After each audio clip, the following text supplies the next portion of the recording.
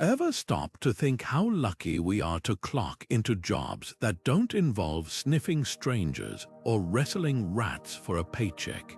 Take a step back, way back into the Middle Ages, and you'll find a job market so wild, it makes today's gig economy look tame. Picture this, a world where your career path might involve tasting a king's food for poison, standing in for someone's sins at a funeral, or even, yes, being the court's official farter. These weren't just oddball side hustles, they were real, vital roles that kept castles clean, nobles entertained, and towns functioning. And the best part, nobody batted an eye. What if I told you that medieval Europe was packed with professions so bizarre, they'd make a modern HR department faint? Forget barristers and accountants. Imagine being hired as a whipping boy, taking lashes meant for a spoiled prince, or a sin-eater, chomping down on bread placed on a corpse to absorb their misdeeds. These jobs weren't just about survival, they were about filling the cracks in a society where science was shaky, superstition ran deep, and creativity wasn't just encouraged, it was mandatory. Whether it was the Gong Farmer knee-deep in human waste or the ale conner testing beer quality by sitting in it, yes, really, medieval workers turned the ordinary into the extraordinary just to make ends meet. So why does this matter now? Because behind every one of these jaw-dropping jobs is a story of human ingenuity, of people adapting to their world with humor, grit, and a touch of madness. By the time we're done, you'll never look at your 9-to-5 the same way again, ready to meet the 25 most outrageous careers of the Middle Ages. Trust me, by the end, you'll be thanking your lucky stars you weren't born 700 years ago unless, of course, you've always dreamed of getting paid to pass gas on command. Let's dive in. Imagine holding a job where your daily duties included handing the king toilet paper, or in this case, a sponge on a stick, while making polite conversation.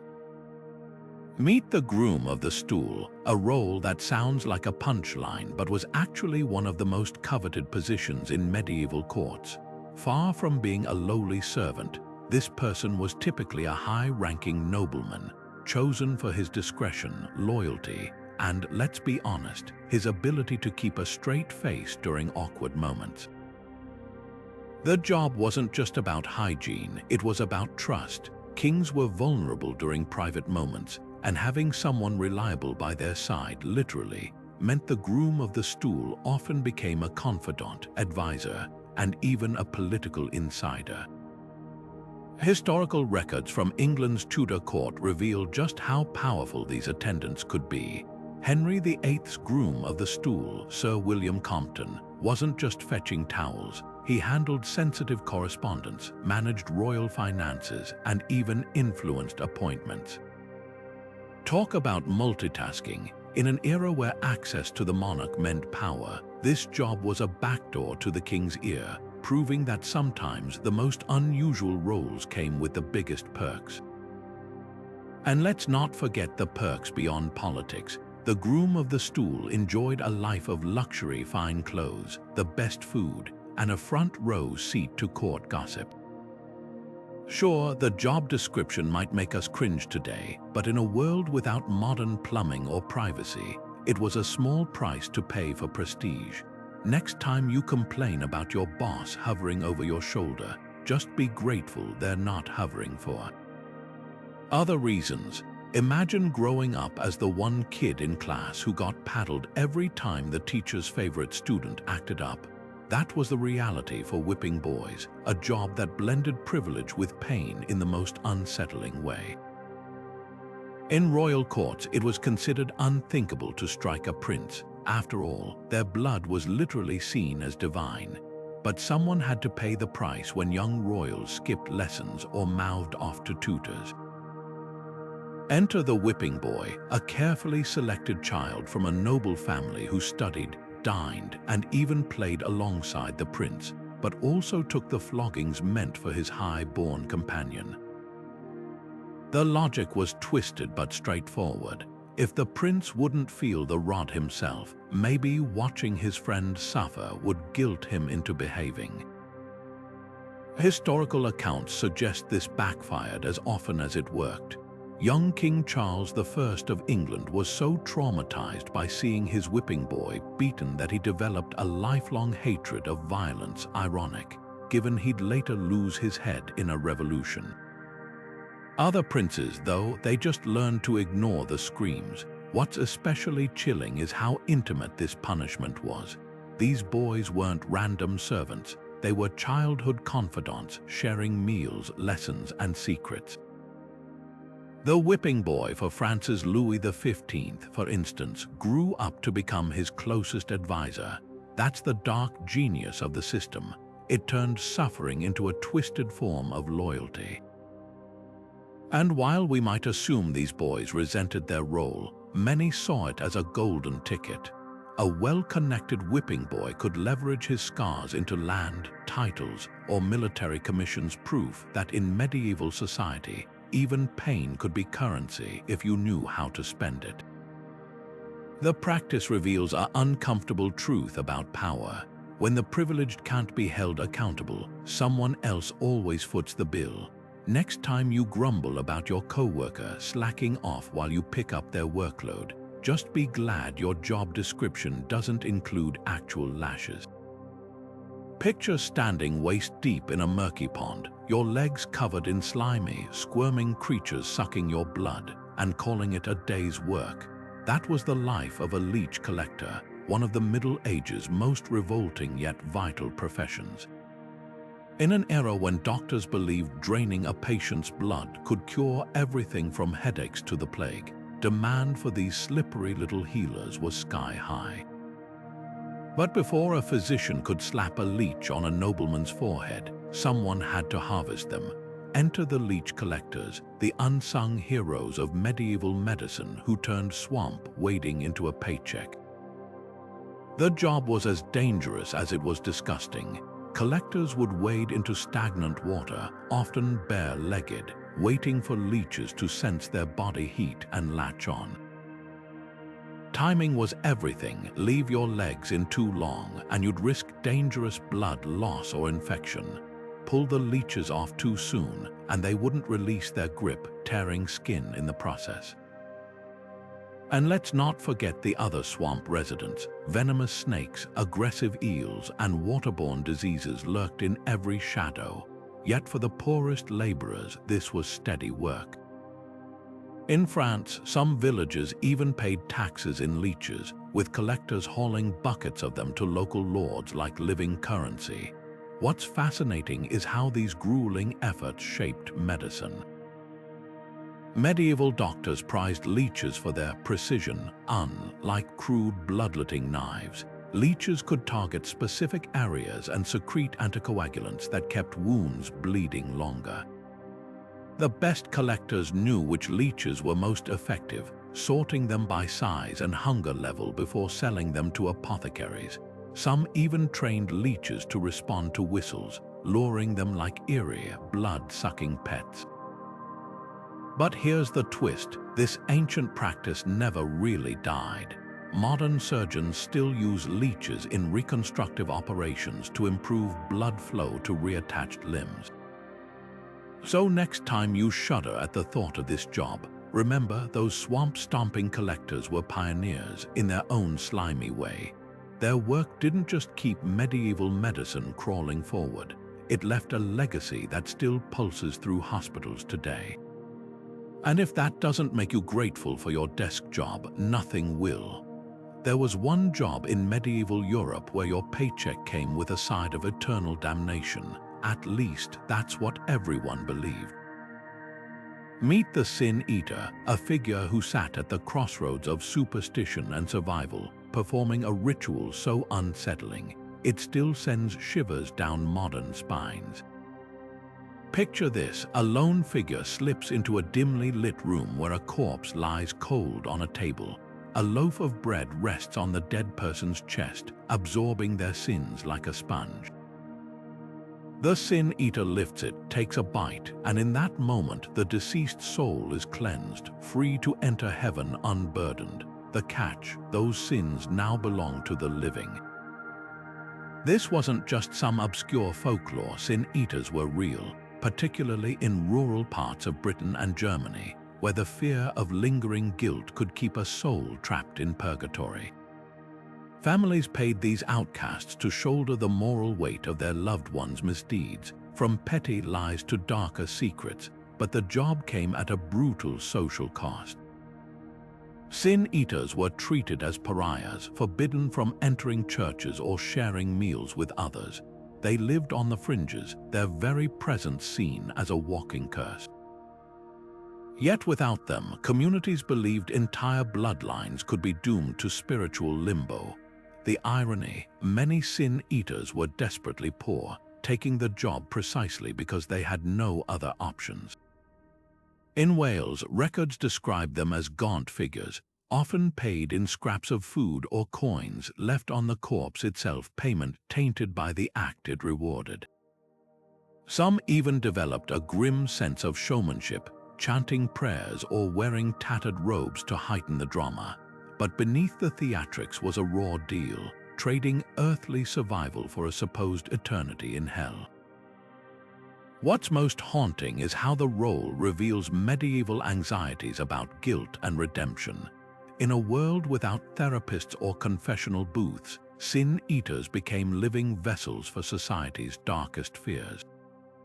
And while the church officially condemned the practice, it persisted for centuries because, in the end, even the devout were willing to pay for a loophole to salvation.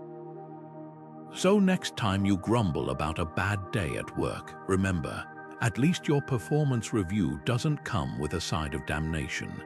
If you think quality control jobs today are stressful, try being the medieval official whose entire career hinged on the stickiness of their pants.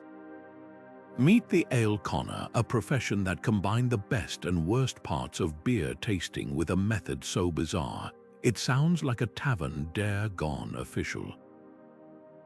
In towns across England and Germany, these beer inspectors had one critical task: to ensure every brew met strict standards before hitting the public. But forget fancy lab equipment, their primary tool was a wooden bench and their own backside. Here's how it worked. The ale conner would pour a fresh sample onto a smooth oak seat, then plop down into the puddle wearing thick leather breeches. After a few moments, they'd attempt to stand up. If their pants stuck to the bench, the ale was declared unwholesome, packed with too much residual sugar, a sign of cheap shortcuts or poor fermentation. This wasn't just some quirky local tradition. It was serious business with legal teeth. Medieval towns relied on ale as a safer alternative to polluted water, so bad batches could sicken entire communities. Ale conners were often elected officials, sometimes even former brewers themselves, with the authority to destroy subpar barrels on the spot. In London, records show they could fine dishonest brewers or even drag them into the stocks for public shaming. But the job wasn't all power, it came with risks. Imagine testing dozens of ales daily, your pants growing stiffer with each sticky sample, while brewers glared at you like you'd insulted their grandmother. And since ale conners were paid per batch inspected, rushing through tests meant missing flaws and potentially poisoning your neighbors, the real genius of this system. It was science in disguise. That sticking test actually revealed key details about the brew's fermentation. Well-made ale had most sugars converted to alcohol, leaving little residue to cling to leather.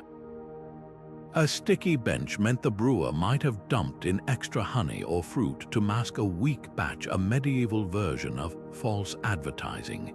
Some conners even developed signature moves, like swirling the ale on the bench to check for sediment or sniffing the breeches after standing to detect odd odors. What's wild is how this role blurred the line between public service and performance art. Ale conners often worked in market squares, turning inspections into crowd-pleasing spectacles.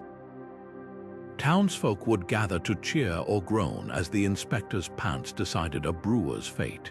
And while the sticky breeches method faded with the rise of hydrometers in the 1800s, the spirit of the ale conner lives on in modern food safety inspectors, though these days they thankfully leave their trousers out of it. So next time you sip a craft beer, spare a thought for those medieval pioneers who literally put their behinds on the line for quality control. Just be glad your job reviews don't involve public pant inspections. Ever wonder what it would be like to work in a job where your office smelled like a tavern's back alley after a rowdy night? Welcome to the world of the fuller, the medieval equivalent of a laundry specialist if laundry involved stomping barefoot in vats of human urine. In an age before industrial detergents, turning raw wool into wearable fabric wasn't just messy, it was downright revolting. But without these unsung heroes of stench, Europe's booming textile trade would have unraveled before it even began. The process was as simple as it was stomach-churning. Freshly shorn wool arrived caked in natural oils called lanolin, which made it stiff and unwieldy. To soften the fibers, fullers dumped the wool into large pits or troughs filled with a special solution, stale urine collected from chamber pots across the town. Why urine? Ammonia in the liquid acted as a natural degreaser, breaking down the lanolin. Then came the fun part. Workers rolled up their pants and climbed in, trampling the wool with their bare feet for hours, kneading it like dough until it reached the perfect texture. The smell was so potent, fullers' workshops were often banished to the outskirts of towns, downwind of polite society. But here's the twist: this wasn't just a job for the desperate. Fulling was a skilled trade, and the best practitioners commanded respect. In Flanders, where the textile industry was the backbone of the economy, master fullers formed guilds, setting standards and even striking if wages were too low. Some towns, like 14th century Florence, had public urine collection points where citizens could donate their liquid gold for a small fee, a medieval recycling program that kept the cloth industry flowing. The real irony: this filthy process produced some of the most luxurious fabrics of the Middle Ages. Fulled wool, known as broadcloth, was softer, warmer, and more durable than untreated wool, making it a hot commodity from London to Constantinople. The finest batches could take weeks to prepare, with fullers adjusting urine concentrations and stomping techniques like brewers perfecting a beer. And while the rich flaunted their smooth, fulled robes, the workers who made them possible wore the stench like a badge of honor, or at least an unavoidable occupational hazard. By the 15th century, technological advances like water-powered fulling mills began replacing human feet, but the legacy of these pungent pioneers endured. Next time you pull on a cozy wool sweater, take a moment to appreciate the fact that someone, centuries ago, probably peed on it for you. And if your job ever feels a little unpleasant, just be grateful your feet aren't the secret ingredient in someone else's wardrobe. In a world where bathing was considered a health risk and laundry was a luxury, even the wealthiest nobles couldn't escape the inevitable funk of medieval life. Enter the Armpit Sniffer, a servant whose job description included the unthinkable burying their face in their employer's clothing to detect the telltale stench of sweat before it caused a courtly scandal. This wasn't just a quirky side gig. It was a high-stakes position where one wrong sniff could mean social ruin for a duke or duchess. The science behind this role was as simple as it was revolting. Without modern fabrics or deodorants, wool and linen garments absorbed body oils quickly, turning into bacterial breeding grounds after just a few wears. But since frequent washing could damage expensive dyes and embroidery, nobles relied on their trusty noses to gauge when a garment had crossed the line from gently worn to biohazard. Historical accounts describe these servants as having an almost supernatural sense of smell, trained to detect subtle shifts in odor that signaled a garment's expiration date. Some even kept detailed logs, tracking which outfits could withstand one more banquet before needing a vinegar soak or a vigorous beating with sweet-smelling herbs. What's fascinating is how this job blurred the lines between servant and confidant. A skilled sniffer didn't just identify odors, they mastered the art of diplomacy. Imagine telling a queen her favorite gown reeked of rancid butter without offending her. The best sniffers developed coded phrases like suggesting a garment had lost its bloom or needed a walk in the garden, medieval speak for airing out. In some courts, they doubled as perfume consultants, layering rosewater or ambergris to mask lingering smells between cleanings. But the real irony, while these servants saved nobles from embarrassment, they endured their own. Sniffers were often barred from dining with other staff after all, who want someone with nose fatigue judging the soup. Yet their expertise was so valued that in 16th century France, a nobleman's will famously left his sniffer a small estate, praising the man's unfailing nostrils for preserving his dignity through 40 years of court intrigue. The profession highlights a stark truth about medieval luxury. Even the grandest lives rested on the labor of those doing the dirtiest work. So next time you spray deodorant without a second thought, spare a moment of gratitude that your morning routine doesn't involve a staff meeting with someone whose job is to inhale your regrets. Imagine walking the streets of a medieval town where every shadow could hide a scurrying menace, not thieves or wolves, but something far smaller and deadlier. Rat catchers weren't just pest control, they were frontline defenders against disaster, armed with little more than quick hands, crude traps, and nerves of steel. In a world where a single rat bite could spell doom thanks to the fleas they carried, these unsung heroes waged a daily war against an enemy that outnumbered them 1,000 to 1. And while their methods might make modern exterminators cringe, their work literally saved cities from collapse. The best rat catchers were equal parts hunter and showman.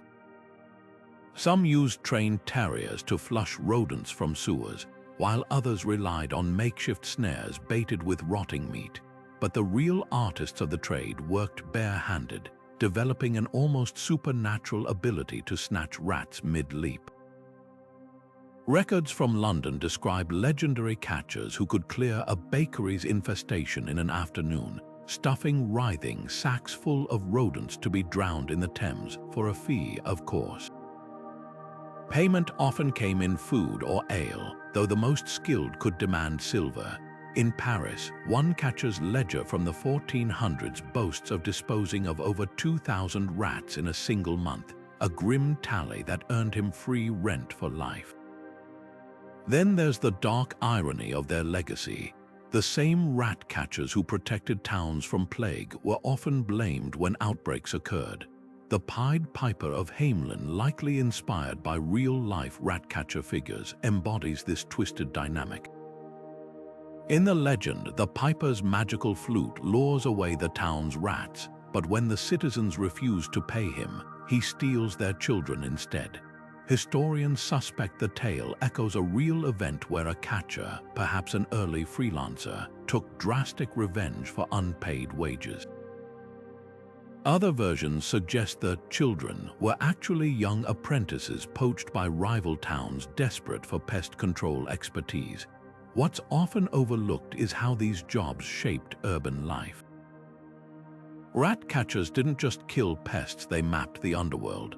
Their knowledge of sewers, granaries, and hidden tunnels made them invaluable to city planners and even thieves' guilds. In Nuremberg, some were licensed to moonlight as night watchmen, their sharp ears attuned to both rodent scratches and burglars' footsteps. Others became amateur scientists, noting how certain herbs or sounds could repel vermin, centuries before ultrasonic devices. The profession's grit lingers in surprising places. Modern idioms like "smell a rat" or "rat race" owe their origins to these medieval hustlers. And while we've swapped their leather gloves for eco-friendly traps, the core challenge remains. Civilization thrives when someone's willing to do the dirty work. So next time you grumble about a mouse in your attic, remember the catchers who faced down armies of them. No gloves, no guarantees, and definitely no hazard pay. Of course, their greatest legacy might be the lesson hidden in all those folk tales. Stiff a rat catcher at your peril. Whether it's missing children or a reinfestation, karma in the Middle Ages had very sharp teeth. Under the cloak of night, when even stray dogs knew better than to prowl churchyards, the Resurrectionists got to work. This wasn't just grave robbery. It was a macabre supply chain fueling one of medicine's greatest leaps forward. At a time when dissecting human bodies was either banned or severely restricted across Europe, surgeons and anatomy professors faced an impossible choice. Let students train on guesswork or find fresh cadavers by any means necessary. Enter the Resurrectionists, the shadowy figures who turned graveyards into open-air markets where the dead were commodities and silence was the only currency that mattered. The job required a stomach of iron and a conscience of elastic. Teams worked in near-total darkness, using wooden shovels to muffle the sound of dirt hitting grass. They'd target fresh burials, bodies less likely to be bloated with decay, and often strip the corpse naked to avoid selling recognizable clothing. Speed was everything. A skilled crew could exhume, wrap, and haul a body to a waiting cart in under 15 minutes. Payment varied by condition. Medical schools prized unmarked specimens, while teaching hospitals might pay extra for corpses with visible tumors or deformities.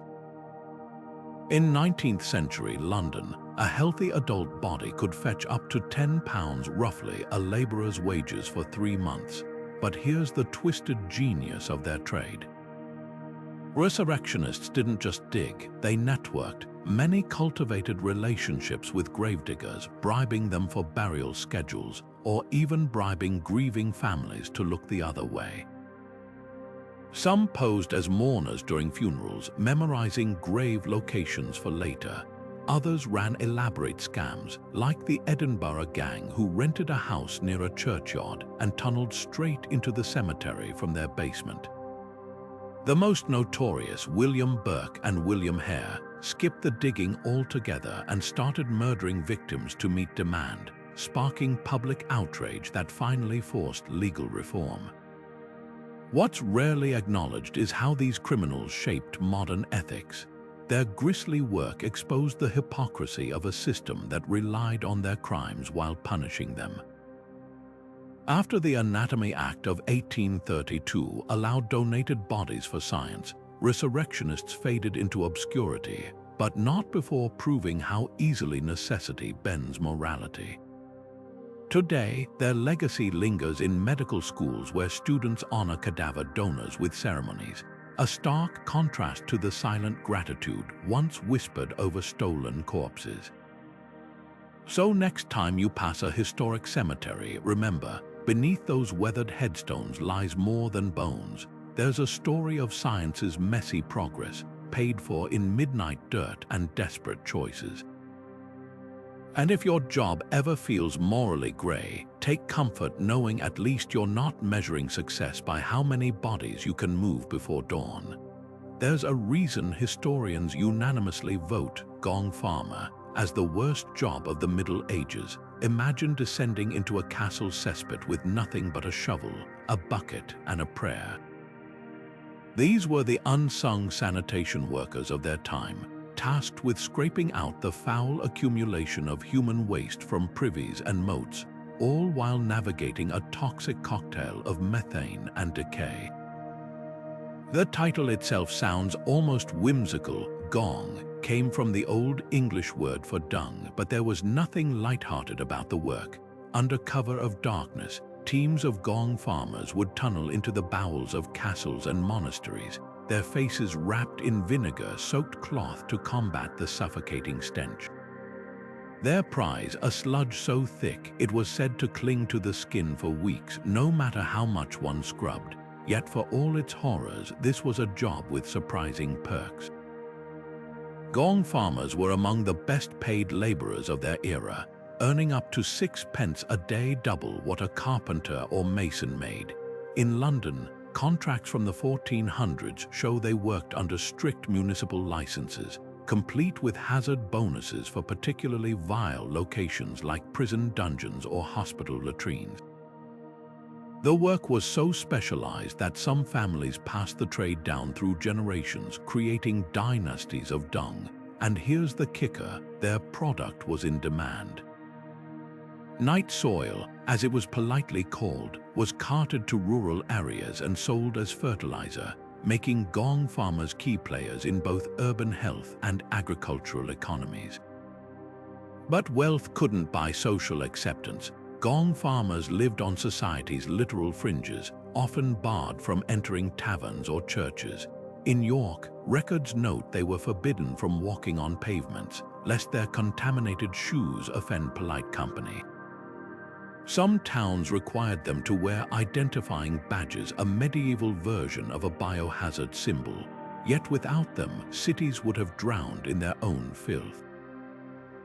When the Black Death swept Europe, it was the neighborhoods with neglected cesspits that suffered worst, while areas with active Gong farmers often saw lower mortality rates. Their work, though reviled, was quite literally life-saving. The real irony, modern archaeology owes them a debt. The layers of waste they left behind, now neatly compacted into latrine strata, provide snapshots of daily medieval life, from discarded coins to preserved seeds. What was once a symbol of degradation is now a treasure trove for historians. So next time you flush without a second thought, remember the Gong farmers who turned the unspeakable into an art form. They didn't just clean up history, they helped preserve it, one horrifying bucket at a time. You'd think the worst part of being a Bearward was the claws, those 5-inch razors capable of peeling a man's face off like an apple skin. But the real danger came after the show, when the crowd had dispersed and you were left alone in a muddy village square with a half-ton predator who saw you not as a master, but as a slow-moving snack. Medieval Europe's Bearwards were equal parts circus ringmaster and survival expert, turning one of nature's most terrifying creatures into a shambling, chain-clanking performer.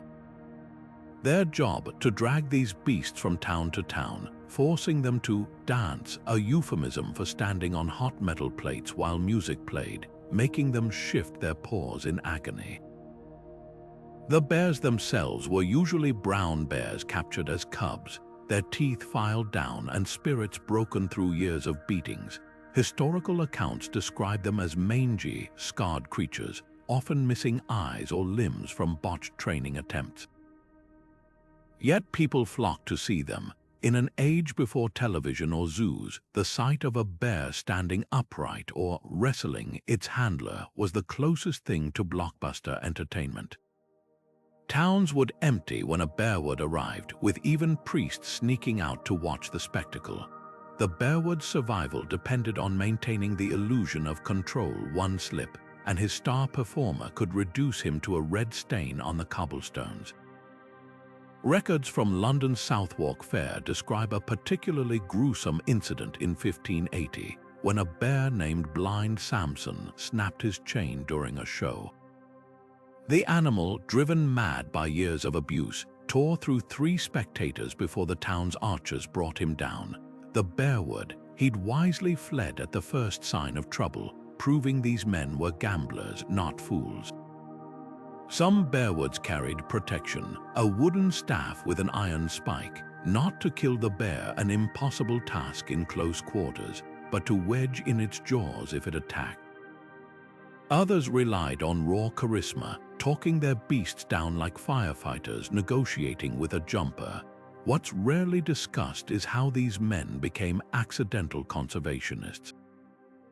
As Europe's wild bear population dwindled from overhunting, Bearwards often controlled the last surviving specimens in entire regions. Some even bred bears in captivity, creating generations of performers. The practice lingered into the Victorian era until animal welfare laws finally ended the cruel shows.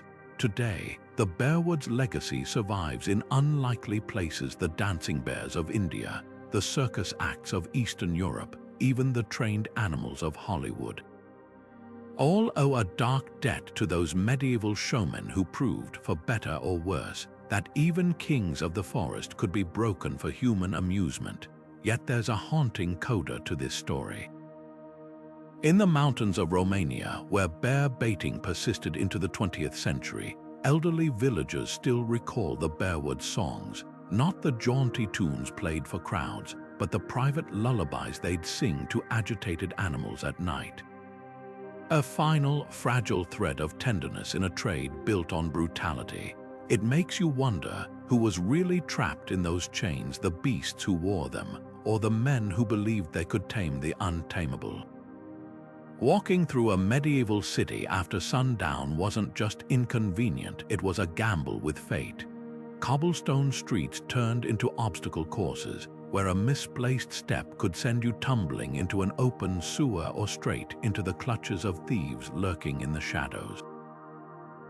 For those who could afford it, survival after dark came with a human flashlight, the lantern bearer. These weren't just glorified torch holders, they were navigators, bodyguards, and living GPS systems rolled into one. Armed with a pole-mounted lantern or a shielded candle horn, they did more than cast light. They mapped safe routes through a world where every alley hid potential disaster. The job demanded more than steady hands. A skilled lantern bearer memorized which streets had the worst potholes, which corners attracted cut purses, and which sections of wall were prone to dumping chamber pots onto unsuspecting pedestrians. Wealthy clients, merchants, nobles, or late-night revelers paid handsomely for bearers who could recite the quickest path between taverns or knew which watchmen could be bribed to look the other way. In London, guild-regulated lantern bearers even developed a coded tapping system with their poles to warn clients of upcoming hazards without alerting eavesdroppers. But here's where the profession took a dark turn. While some bearers were freelance, others were indentured servants or prisoners forced into the role. Records from 14th century Paris describe convicts working as lantern bearers to reduce their sentences, their glowing poles acting as both tools and markers of shame. The light they carried literally exposed them to public scrutiny, making escape impossible. And since they often walked ahead of their employers, they also served as human shields, first targets for any ambush. The lantern bearer's toolkit was a marvel of medieval ingenuity. Oil lamps with adjustable wicks controlled brightness, while metal mesh shields prevented wind from extinguishing flames. Some used reflective tin backing to project light farther, a primitive version of modern floodlights. The best bearers even carried spare fuel and wicks in weatherproof satchels, essentially becoming walking utility belts. What's poetic is how these workers foreshadowed modern urban design. Their routes often became the first lit streets when cities eventually installed permanent lamps. In Prague, the original gaslight network followed the exact paths lantern bearers had worn into the cobblestones over centuries. And while we now take streetlights for granted, there's something haunting about the idea of a person whose entire existence revolved around holding back the darkness, one flickering step at a time.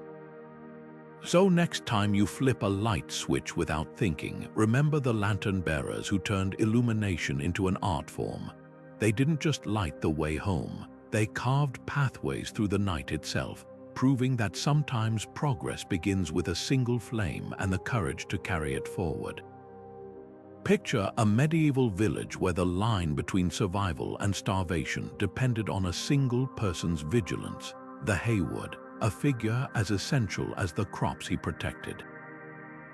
While knights and nobles dominated history books, it was these rural guardians who kept entire communities from collapsing under the weight of a single cow's misstep. Armed with little more than a horn, a sharp eye, and the authority to levy fines, Haywards patrolled the fragile border between pasture and farmland, where one wandering sheep could ruin a year's harvest. The job was deceptively complex. Haywards didn't just shoo animals away, they enforced an intricate system of shared land use. In England's open field farming villages, peasants pooled their strips of crops into communal fields, while livestock grazed on common pastures. The Haywards' role was to police this delicate balance, ensuring cows didn't stray into barley or pigs didn't uproot pea patches. Records from 13th century manors show they kept detailed logs of which animals belonged to which family, settling disputes when a farmer's prized ox was caught munching on a neighbor's wheat. Some even carried notched sticks to tally offenses, medieval spreadsheets etched in wood. But here's where the Haywards' work turned theatrical. Their signature tool, the horn, wasn't just for alarms. Different sequences of blasts communicated specific emergencies: 2 short bursts for stray pigs, a long wail for a broken fence, and a rapid series for deliberate trespassing. In some villages, the Haywards' call became as familiar as church bells, a soundtrack to rural life, and when words failed, their horns doubled as weapons. Accounts from Sussex describe Haywards whacking unruly bulls with the metal end, a risky but effective way to redirect a half-ton animal without getting trampled. The real power of the Hayward lay in their social role. Unlike sheriffs or lords bailiffs, they were usually elected by the villagers themselves, often former farmers who understood the land's rhythms. This gave them a unique moral authority. In Warwickshire, one Hayward famously mediated a feud between 2 families whose sheep kept accidentally wandering into each other's crops. His solution, a joint pen where both families' animals would be impounded together until tempers cooled. It was grassroots justice at its finest, practical, swift, and deeply rooted in community trust. What's often overlooked is how these officials shaped modern land management. The Haywards' meticulous record-keeping evolved into early systems of property law, while their communal approach to grazing rights foreshadowed environmental conservation. In the Alps, some villages still appoint seasonal, alpine Haywards to oversee summer pastures, proving that even in our fenced-off world, the need for watchful stewardship never really disappears. So next time you see a "No Trespassing" sign, think of the Hayward, the original enforcer of boundaries, whose vigilance turned shared land from a liability into a lifeline. Their legacy isn't just in the fields they guarded, but in the simple, enduring idea that sometimes survival takes a village and one person willing to blow the horn. Few punishments in medieval Europe were as deliberately humiliating as the Scold's bridle, a chilling contraption designed to crush not just the tongue, but the spirit. Picture an iron cage clamped around a woman's head, complete with a spiked plate pressing down on her tongue, rendering speech impossible without self-inflicted pain. But behind every bridle was another grim profession: the fitter, the person tasked with adjusting these devices to their victims like some nightmare blacksmith. Their work wasn't just about mechanics, it was theater, a public spectacle meant to broadcast what happened to women who overstepped. The Scold's bridle wasn't some rare horror, it was shockingly common, especially in England and Scotland, where records show hundreds of cases between the 1500s and 1800s. Most targets were women accused of gossip, nagging, or simply being too loud in disputes. But the fitters knew the truth. This was about control. A wife criticizing her husband's drinking, a widow arguing over inheritance rights, even a tradeswoman haggling too aggressively. Any could find themselves dragged to the town square, their mouths locked in iron. The fitter's role was to ensure the bridle was snug enough to stay put during hours of public shaming, but not so tight it drew blood, a delicate balance, if such a thing could exist in cruelty. What's rarely discussed is how these enforcers became part of the punishment. Many were local blacksmiths or leatherworkers. Ordinary tradesmen suddenly handed the power to silence their neighbors. Some resisted, charging exorbitant fees or losing the keys. Others leaned into the notoriety, offering custom designs, like bridles with bells to draw more attention, or ones inscribed with verses like, "This is the rod for the talkative woman." In Chester, one fitter's ledger from 1623 lists adjustments for regular clients, revealing how often the same women were targeted. Bridle's legacy is a dark mirror of medieval justice.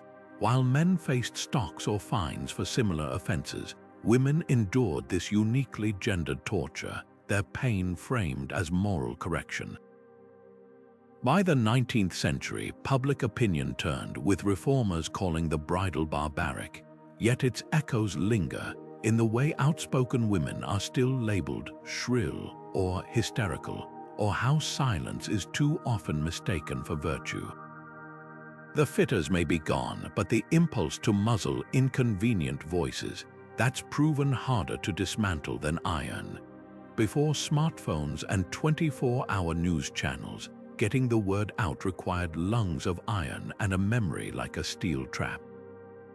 Town criers were the original social media influencers minus the sponsorships and plus a whole lot more accountability. These weren't just folks shouting into the void.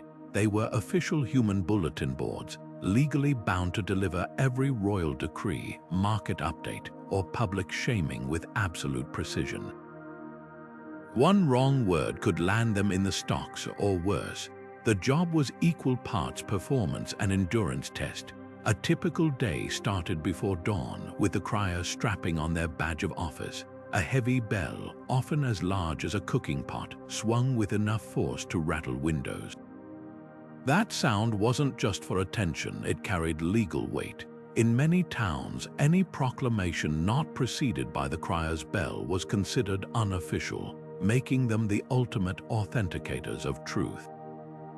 They'd station themselves at crossroads, church steps, or market squares, bellowing announcements word for word from memory. No cue cards, no do-overs. But here's what history books often miss. Criers were also master interpreters. Since many townsfolk were illiterate, these messengers would translate dense legal jargon into plain speech on the fly.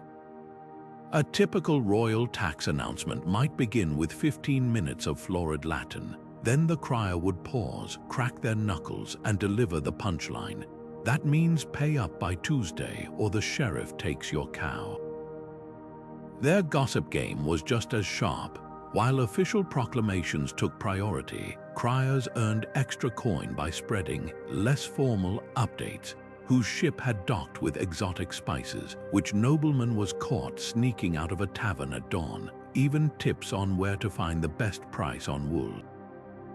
In York, records show criers moonlighting as matchmakers, announcing eligible bachelors' assets to crowds of giggling young women.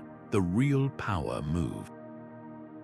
Criers knew how to work a crowd. The best developed signature flourishes a dramatic pause before bad news, a sing-song cadence for weddings, or a thunderous whisper for scandals. In 17th century London, one crier named Thomas Whistlefat became so popular, people would toss him coins to repeat juicier announcements with feeling. His rendition of a baker's adultery conviction allegedly drew cheers from 3 streets over.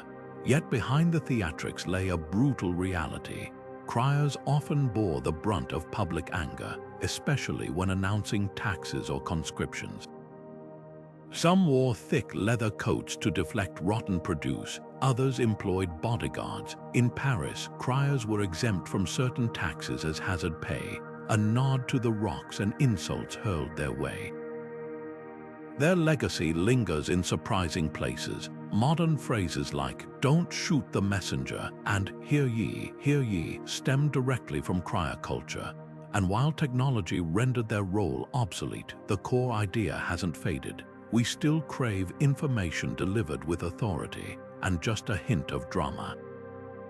So next time you refresh a news feed, spare a thought for the original viral voices who proved that even in the noisiest of times, clarity rings loudest. Amid the deafening crash of swords and the screams of charging soldiers, one sound could mean the difference between victory and slaughter: the shrill, unmistakable pitch of a battlefield whistler. These human signal towers didn't fight with steel, they commanded with melody, translating a general's strategy into coded tunes that sliced through the din of combat. Picture the chaos of a medieval melee, dust choking the air, horses panicking, armor clanging, and somewhere in that madness, a lone figure pursing their lips to blast a sequence of notes that would pivot an entire battalion on a dime. The whistler's craft was equal parts music and military science. Unlike drums or trumpets, which required bulky equipment, a skilled whistler needed only their teeth, tongue, and lung power. Their repertoire wasn't random. Each tune corresponded to specific maneuvers. A rising triplet might signal archers to loose arrows, while a staccato series of notes could command cavalry to flank left. Some armies developed entire symphonies of whistles, with complex harmonies indicating layered tactics. Records from the 100 Years' War describe French whistlers using regional folk tunes easier for peasant soldiers to recognize, while English forces opted for sharper, simpler tones that carried farther in fog. But here's what made the job truly harrowing. Whistlers were prime targets. Enemy archers knew that silencing them could throw an army into disarray. Survivors' accounts from the Battle of Agincourt describe whistlers wearing reinforced collars to protect their throats, while others hid among infantry, cupping their hands around their mouths to disguise their location. The best developed tricks to stay alive, like alternating between high and low pitches to confuse snipers or planting decoy whistlers to draw fire. In one brutal irony, a whistler's effectiveness often doomed them. The clearer their notes, the faster arrows found them. The profession's unsung genius lay in its adaptability. When the Crusaders faced Saracen forces in the Holy Land, they discovered their whistles couldn't compete with desert winds. Their solution: recruiting local shepherds whose piercing, ululating calls could carry for miles. These hybrid war whistlers blended European commands with Middle Eastern techniques, creating a whole new acoustic language of combat. Later, Swiss mercenaries would elevate the craft further, training teams of whistlers to harmonize literally, ensuring backup if the lead signaler fell. What's haunting is how these battlefield maestros left no tangible trace. Unlike swords or armor, their tools were breath and memory, yet their influence echoes in modern military traditions. The shrill whistles of World War I trench runners, the coded bird calls of Vietnam-era scouts, even the rhythmic clicks of radio operators today, all owe a debt to those medieval musicians who proved that sometimes the sharpest weapon isn't a blade, but a single, perfectly pitched note cutting through the roar of history. In a world where salvation was the ultimate currency, pardoners were the slickest salesmen of the afterlife, peddling divine forgiveness like street vendors hawking ripe fruit. These charismatic church officials traveled from town to town, their pouches stuffed with parchment, indulgences that promised to shave years off a soul's sentence in purgatory. For the right price, of course, part preacher, part showman, and full-time opportunist, the pardoner was medieval Europe's most paradoxical figure, a holy hustler whose very existence blurred the line between faith and fraud. Their tactics were as polished as any modern infomercial.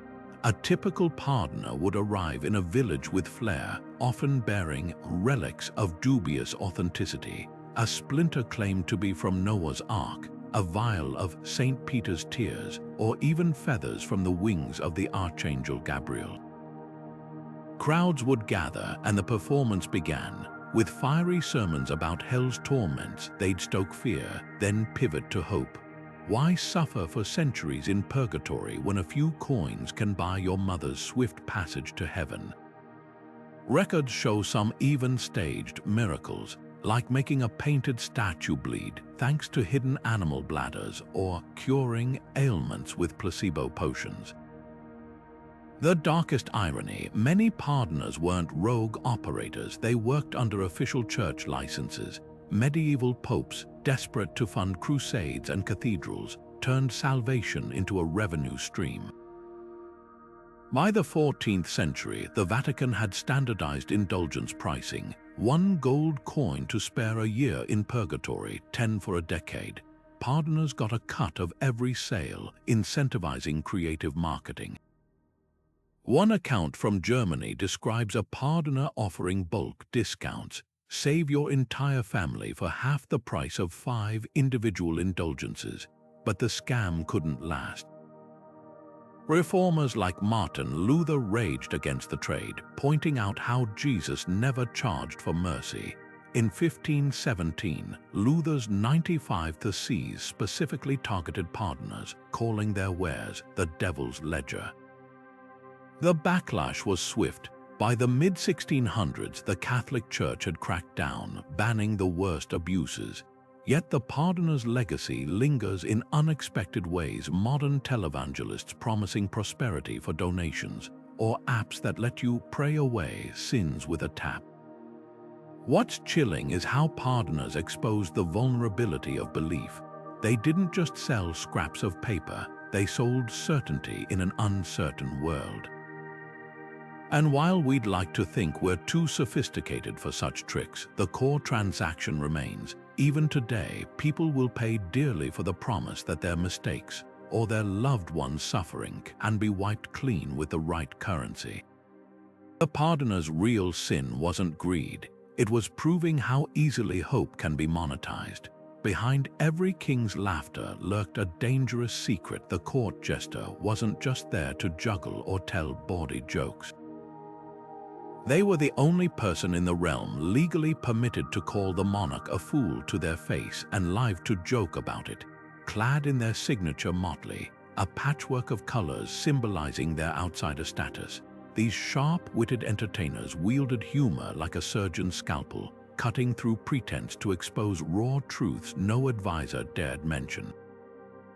While nobles bowed and diplomats passed every word, the jester skipped straight to the heart of the matter, wrapping uncomfortable realities in rhyming couplets and acrobatic antics. Take Will Somers, the legendary jester of Henry VIII. When the king's disastrous marriage to Anne of Cleves became the court's worst-kept secret, it was Somers who distilled the situation into a single biting quip. If the lion knew his own strength, hard were it for any man to rule him. The room froze. This wasn't just a jab about Henry's failed union, but a warning about unchecked power. Yet because the words came from a fool, they were tolerated as entertainment rather than treason. Other jesters used props to make their points. One Burgundian jester reportedly presented his duke with a hollow scepter, a silent commentary on the ruler's empty promises. What's often overlooked is how carefully calculated this freedom was. A jester's license to mock came with invisible boundaries. The best knew exactly how far to push before the laughter turned dangerous. They'd test the waters with self-deprecating jokes, gauge the king's mood through playful teasing, then, if the moment was right, land a truth bomb disguised as nonsense. Records from the Spanish court describe jesters performing mirror routines, where they dramatically imitate the monarch's gestures, subtly highlighting arrogance or indecision. It was psychological judo, using humor to make rulers confront their own flaws. The profession's brilliance lay in its duality. Jesters were simultaneously insiders and outsiders, privy to state secrets yet never fully part of the power structure. This liminal status let them operate as medieval whistleblowers. When Richard the Lionheart's Jester publicly mocked his disastrous crusade finances by balancing coins on his nose, he wasn't just being silly, he was exposing embezzlement that accountants had hidden in ledgers. Some rulers even relied on jesters as unofficial advisors. Holy Roman Emperor Maximilian I kept a jester named Kunz von der Rosen so close, diplomats complained the fool had the emperor's ear more than his own counsel. Yet for all their influence, jesters paid a psychological price. The same madness they feigned for laughs sometimes became their reality. The famous tribulate, jester to French kings Louis XII and Francis I, reportedly suffered breakdowns from the stress of walking his comedic tightrope. His most famous joke, begging Francis to appoint him King of the Idiots, was less a punchline than a cry for recognition. Even the most privileged fools lived with the knowledge that one misstep could turn their cap's bells into a death knell. Their legacy echoes in surprising places. Modern political cartoonists, late-night satirists, even internet meme creators all walk the same tightrope jesters once did, using humor to challenge power while dodging retaliation. The difference: today's truth-tellers rarely enjoy the protection of a motley coat. Perhaps that's the jester's ultimate lesson. Sometimes the most subversive act isn't shouting truth to power, but getting it to laugh along, then realizing too late it's the punchline. The sight of a plague doctor striding through a deserted street was enough to freeze the blood. Tall, cloaked in waxed leather, and wearing that haunting beaked mask like some nightmare bird of prey. These figures weren't just physicians, they were walking symbols of a world unraveling, their very presence a billboard that death had come to town. And yet, for all their terrifying appearances, their methods were often as useless as they were bizarre. Picture this: a doctor poking at swollen lymph nodes with a stick to avoid direct contact, or scribbling prescriptions for crushed emeralds and powdered unicorn horn, all while the real culprit, the Yersinia pestis bacterium, ran unchecked through bloodstreams and sewer lines. The infamous beaked mask, now an icon of medieval horror, was born from desperation, not science. Stuffed with aromatic herbs like mint, cloves, or myrrh, it was meant to filter bad air, which people believed spread the plague. The long leather coat, drenched in wax, acted as a crude hazmat suit, while the wooden cane kept patients at arm's length. But here's the tragic irony. By the time plague doctors arrived in a town, their role was less about healing and more about tallying the dead. Many weren't even trained physicians, just opportunistic charlatans or second-rate barbers paid by panicked city councils to at least look like they were doing something. Yet within this grim theater lay glimmers of progress. Some plague doctors, like the famous Parisian surgeon Guy de Chauliac, kept meticulous records of symptoms and transmission patterns, laying groundwork for early epidemiology. Others experimented with quarantine measures, separating the sick from the healthy, a radical idea at the time. In Venice, plague doctors became de facto public health enforcers, burning contaminated bedding and enforcing curfews. Their methods were flawed, but their instincts isolate, sanitize, document were eerily prescient. The legacy of these macabre figures is a study in contradictions. They were both feared and pitied, respected as authorities yet known to flee when their cures failed. Their outfits, designed to protect, became uniforms of despair. And while we now know their potions and talismans were powerless against the plague, their existence forced medieval society to confront a chilling truth. Sometimes the best medicine can do is bear witness. The beak mask, once a symbol of dread, now serves as a reminder, not of our past helplessness, but of how far we've come in facing the unknown without turning away. Dice Coggers lived by a simple rule: The house always wins, but only if nobody spots the trick. These medieval gambling cheats were masters of deception, spending their nights in dimly lit taverns and back-alley gaming pits with one mission: to rig every throw without getting caught. Their tools, meticulously weighted dice carved from bone or ivory, subtly altered to favor certain numbers. Some were hollowed out and filled with lead shavings, while others had faces shaved at microscopic angles. The best coggers could make a die land on a 6-5 times out of 6, all while chatting up their mark with practiced charm, but the stakes were far higher than a few lost coins. In cities like London's Southwark or Paris's Cour des Miracles, gambling dens operated in legal grey zones where disputes were settled with knives, not courts. A cogger caught mid-swindle might face a punishment as brutal as their method's fingers lopped off with a cleaver, eyes burned with hot coins, or worse.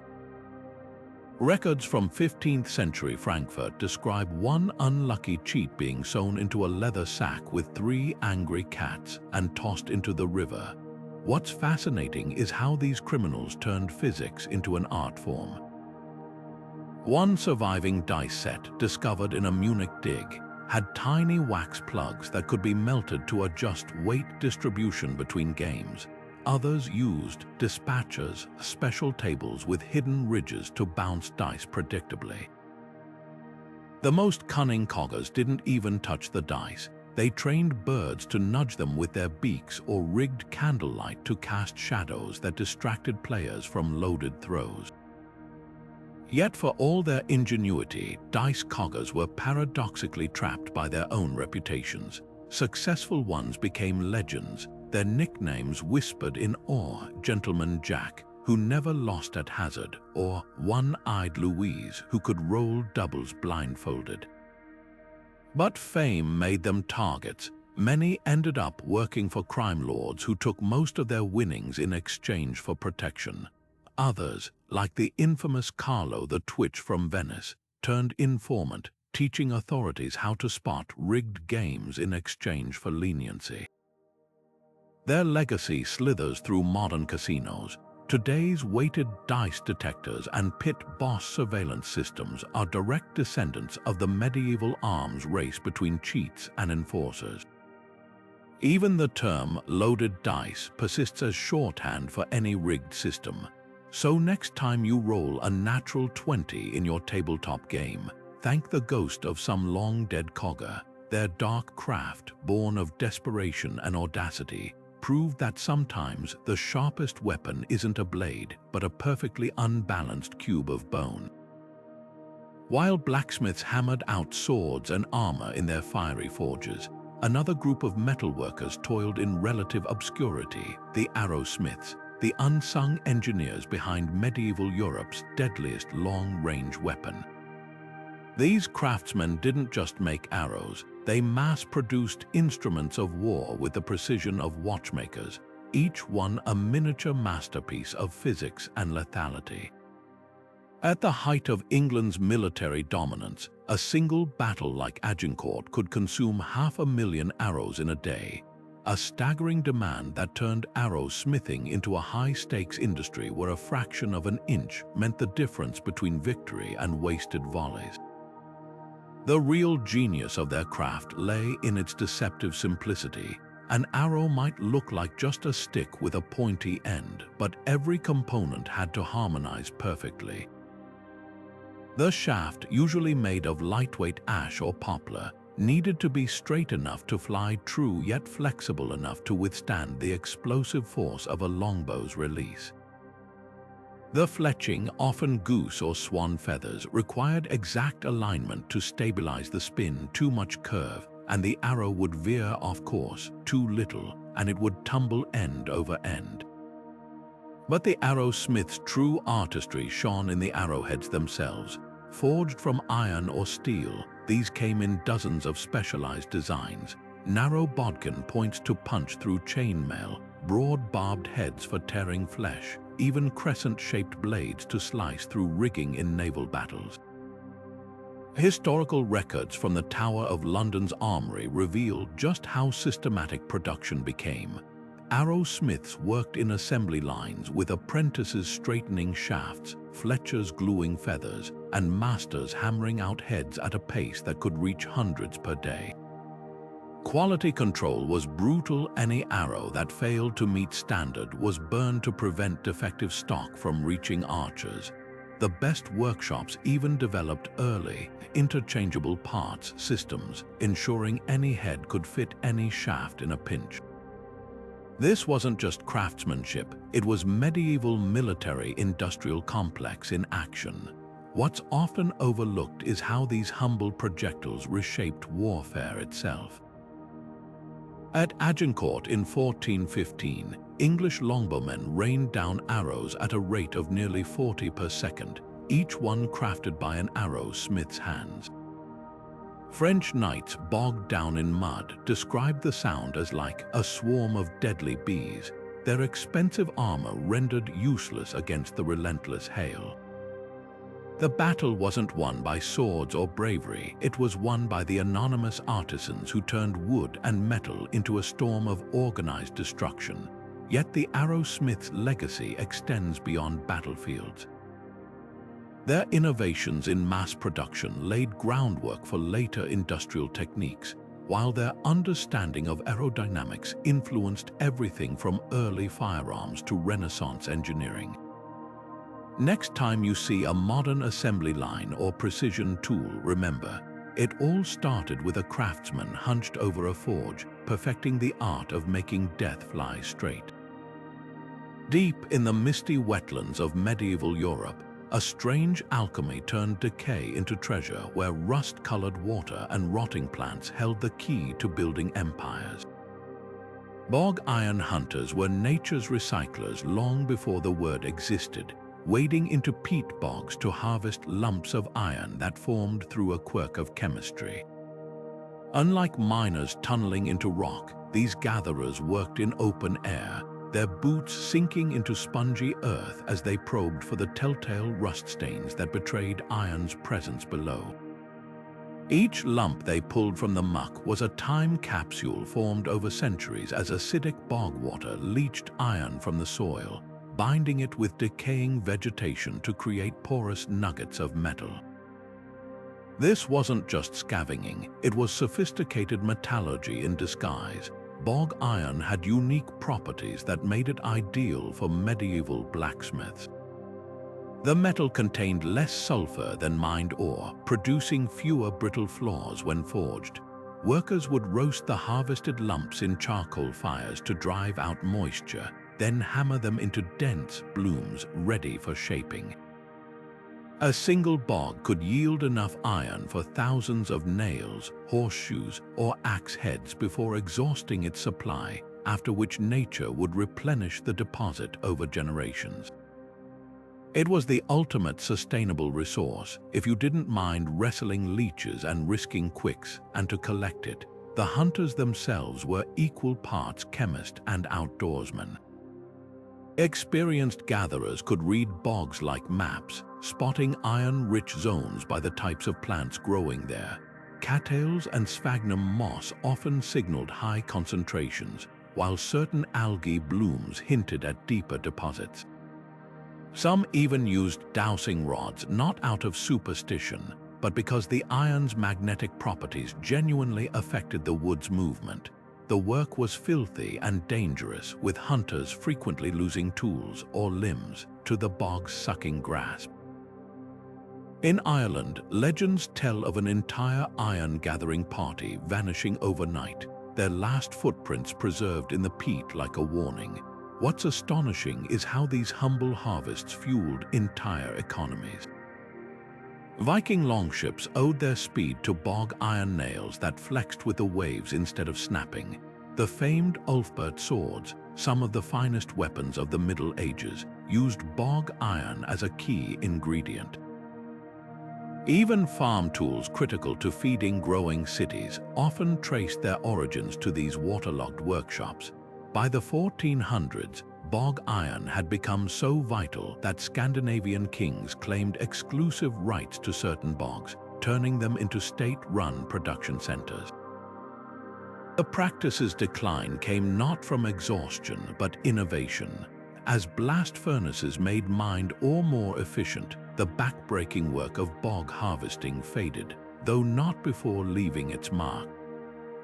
Modern archaeologists still stumble upon ancient bog iron sites, often marked by centuries-old piles of discarded plant matter called slag heaps, and in remote parts of Estonia and Finland, a handful of traditional smiths still work the old way, proving that sometimes the best treasures aren't ripped from the earth, but patiently gathered from its surface, one rust-stained handful at a time. Before lab tests and X-rays, there was one diagnostic tool everyone carried with them: urine. Enter the piss prophet, the medieval medical specialist who turned bodily fluids into a crystal ball. These early physicians didn't just glance at a patient's sample. They studied it with the intensity of a sommelier evaluating fine wine, judging health by hue, clarity, and yes, even flavor. Disgusting to modern sensibilities, absolutely, but their methods weren't just guesswork. They were the crude beginnings of scientific observation that would evolve into modern diagnostics. The process was as systematic as it was stomach-churning. Patients would deliver their morning urine in a specially designed flask called a Jordan, often made of glass to showcase its properties. The piss prophet would then hold it up to the light, examining the color against a detailed chart. Straw yellow might indicate balance, while deep amber hinted at dehydration or liver trouble, a principle still loosely used today.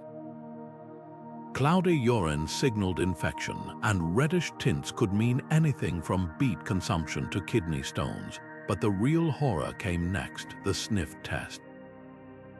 Certain diseases, like diabetes, were believed to give urine a sweet, almost honey-like scent, an observation that, centuries later, would help identify glucose irregularities.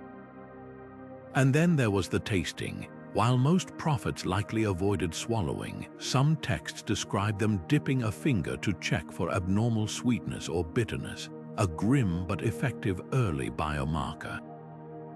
What's shocking is how accurate some of their deductions were. Medieval manuscripts like the Florence Urine Wheel detailed over 20 diagnostic colors and consistencies, many of which align with modern understandings. A text from 15th century Germany even describes foamy urine as a sign of windy humors, now recognized as proteinuria, a potential indicator of kidney disease. Of course, they got plenty wrong too. Some prophets insisted black urine predicted impending doom, likely just severe dehydration, while others believed bubbly samples meant the patient was possessed. The piss prophet's legacy is a study in contradictions. Their methods were equal parts superstition and proto-science, blending folklore with genuine observation. Yet without these early, uncomfortable explorations, we might never have developed the sterile lab tests we rely on today. Next time you grumble about a doctor's visit, remember, at least your diagnosis doesn't depend on someone's palate for your pee. Few professions capture the unsettling collision of medieval piety and cruelty, quite like the cat skinner, a job that turned sacred spaces into slaughterhouses. Churches across Europe, particularly in France and Germany, had an insatiable demand for cat pelts during certain holy rituals. These weren't just any skins, they had to be flawless, often from pure black or white cats, their fur symbolizing purity or penitence. The skinner's task was as precise as it was grotesque, to remove the pelts intact without nicks or tears, so they could be stretched over ceremonial drums or sewn into choir vestments that rustled with the ghosts of 100 felines. The work was steeped in grim irony. Cats, long associated with witchcraft and bad luck, were suddenly valuable, but only once dead. Skinners operated in the shadows, trapping strays or buying them cheaply from superstitious villagers who feared the creatures.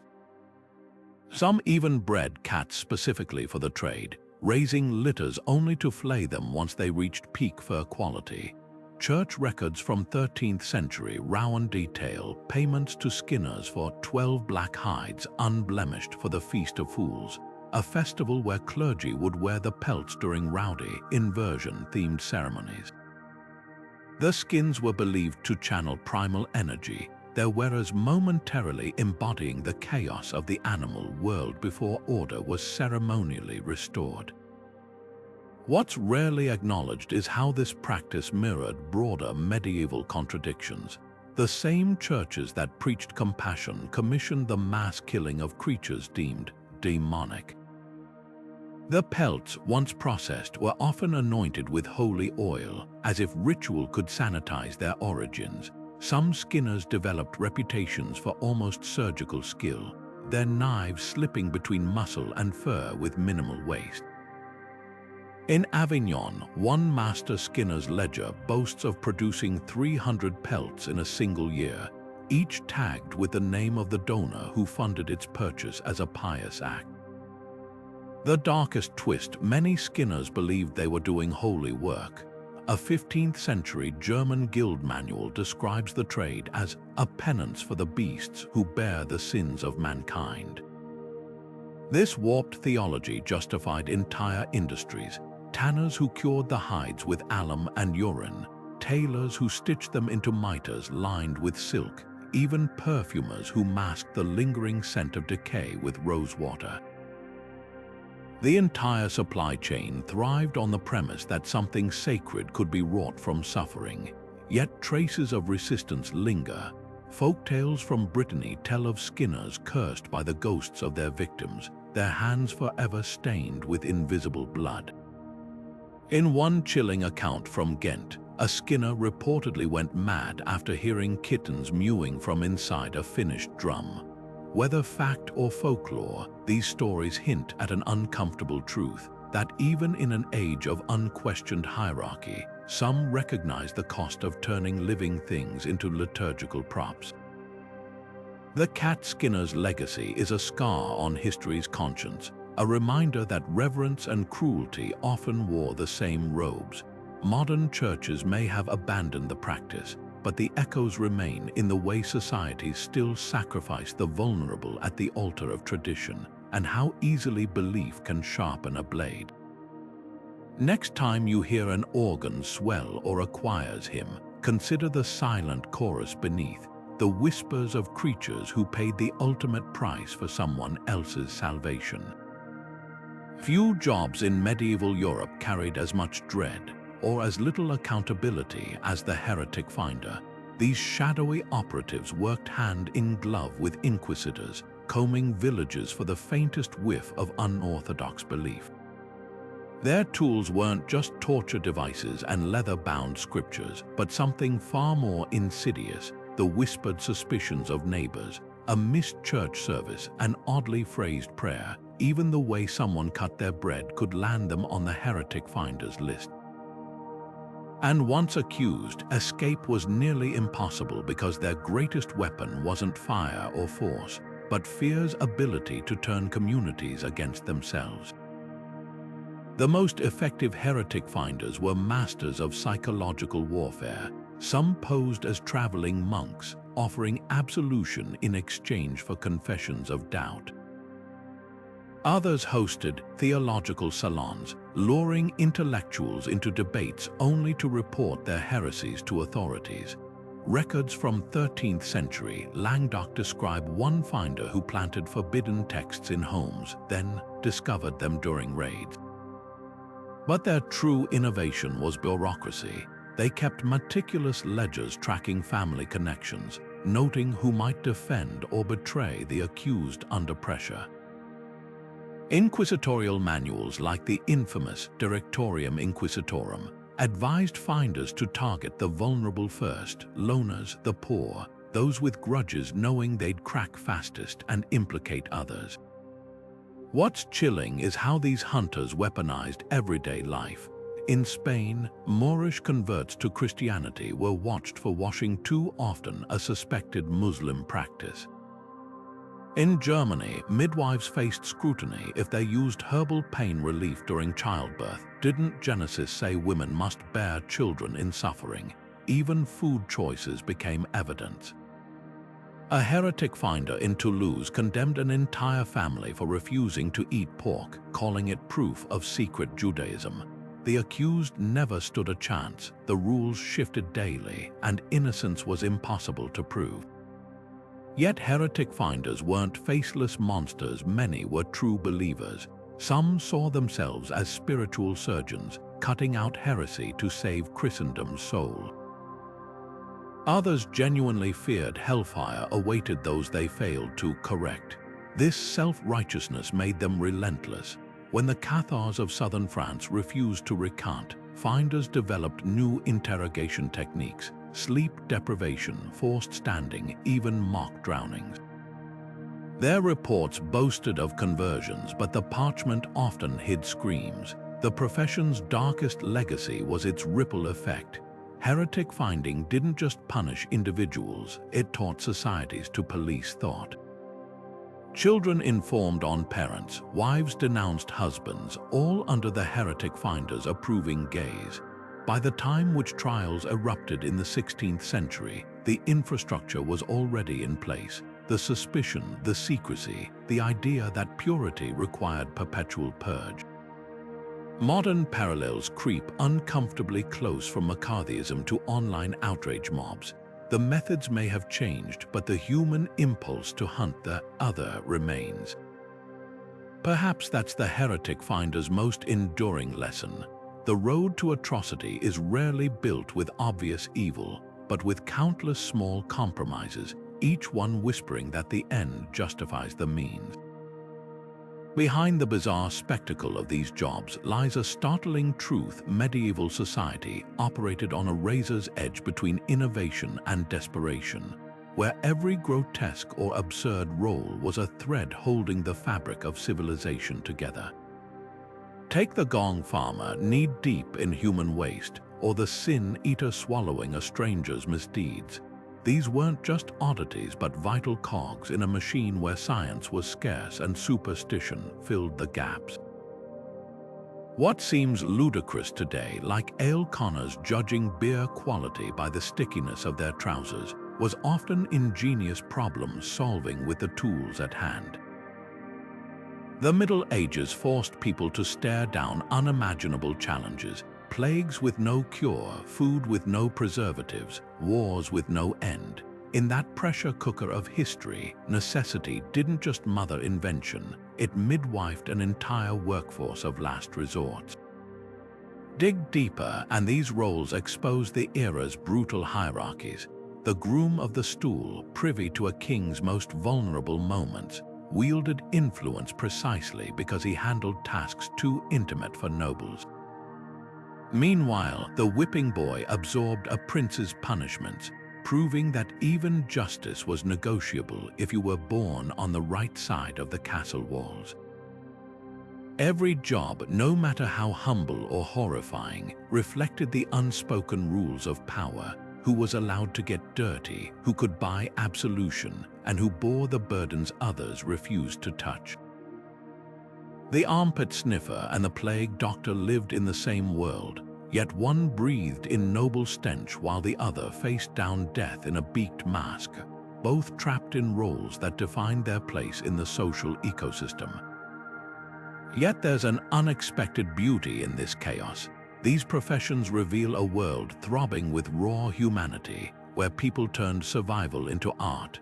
The Bog Iron Hunter wading through leech-infested muck wasn't just collecting metal. He was coaxing swords from swamp water, fueling conquests with patience and grit. The battlefield whistler, piping commands through the clangor of war, composed symphonies of strategy in the key of life and death. Even the pardoner, peddling salvation like a marketplace huckster, exposed the universal hunger for hope in a world where the next sunrise wasn't guaranteed. Perhaps the greatest lesson lies in the paradox of progress. Many of these jobs, like the Resurrectionists supplying corpses to surgeons, were morally repugnant yet propelled medicine forward. The piss prophet's revolting taste tests hinted at diagnostics we now perform with sterile machines. History rarely moves in straight lines. Sometimes it limps forward on the backs of those willing to do what others wouldn't. The Middle Ages remind us that civilization isn't built by kings alone, but by the unnamed millions who scrubbed, carried, and invented their way through the dark, one bizarre job at a time. So the next time you grumble about your commute or your inbox, remember, at least your career doesn't require sniffing corpses or wrestling rats for a living. And if it does, well, you're probably already famous on TikTok. Either way, these forgotten professions are more than curiosities, they're mirrors. They show us how far we've come, how much we've endured, and how creativity flourishes even when the world seems determined to crush it. The past isn't just a foreign country, it's a carnival of desperation and genius where every odd job whispers the same timeless truth: adapt or perish. And sometimes, if you're lucky, you'll invent something so strange it echoes through the centuries. From royal butt wipers to sin-eating mourners, medieval folks proved work could be weirder than fiction. But these bizarre jobs weren't just quirks of history. They were survival strategies born from a world where every problem demanded creativity, no matter how stomach-churning or morally dubious. Take the Gong Farmer, shoveling human waste into carts, or the Resurrectionist exhuming corpses under moonlight. These weren't just odd jobs, they were societal pressure valves, keeping cities from collapsing under their own filth or stagnation. Even the most shocking roles, like the whipping boy or the plague doctor, reveal uncomfortable truths about power and vulnerability. The whipping boy absorbed a prince's punishments because royalty couldn't be touched, while the plague doctor's beaked mask was less about science and more about the illusion of control in the face of uncontrollable death. What's truly remarkable is how many of these professions laid groundwork for modern systems. The Ale Connor's sticky breeches beer test evolved into food safety inspections. The piss prophet's urine analysis, crude as it was, paved the way for medical diagnostics. Even the Heretic Finders' tactics of surveillance and suspicion echo uncomfortably in today's debates over privacy and conformity. The Middle Ages didn't just give us strange jobs, they gave us blueprints for solving problems when resources were scarce and stakes were life or death. So why does this matter now? Because these roles remind us that innovation isn't always pretty. Progress often starts in the muck, the margins, the jobs nobody else wants to do.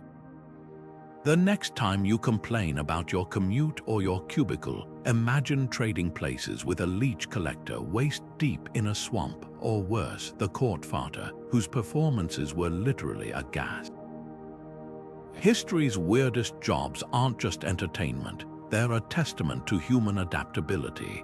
Whether it's turning urine into fertilizer or bribing gravediggers for cadavers, medieval people proved that necessity doesn't just invent, it improvises, often brilliantly. Which of these 25 professions left you equal parts fascinated and horrified? Was it the Bearward dancing with death for entertainment, or the sin-eater damned for a paycheck? Let's keep the conversation going. Drop your pick in the comments. And if you've ever had a job that made you question life choices, share that too. For more deep dives into history's hidden corners, hit subscribe and join us next time. After all, the past isn't just a foreign country, it's a workplace hazard manual waiting to be read. And who knows, maybe your dream job is lurking in the archives, just hopefully not the one involving chamber pots.